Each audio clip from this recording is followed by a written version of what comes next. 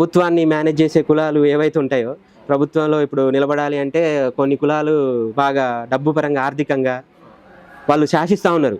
ఒక పార్టీ అధికారంలోకి రావాలంటే ఒక పర్టికులర్ 2, 3 కులాలు శాసిస్తూ ఉన్నాయి.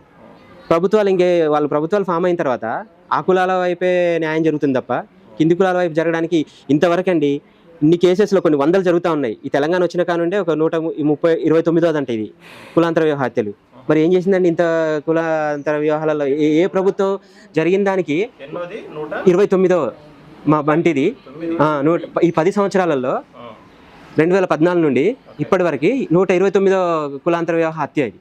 మరి ప్రభుత్వాలు ఏది ఒక్క కేసులోనైనా సీరియస్గా తీసుకొని న్యాయం చేసిందని చూపిస్తే ఈ ప్రపంచానికి, ఇంకా ముందు అట్లాంటివి చేయడానికి వచ్చేవాళ్ళు ఎవరైనా వాళ్ళని చేసుకున్న వాళ్ళు బెదిరించడానికి వచ్చేవాళ్ళు సాహసిస్తారా అండి?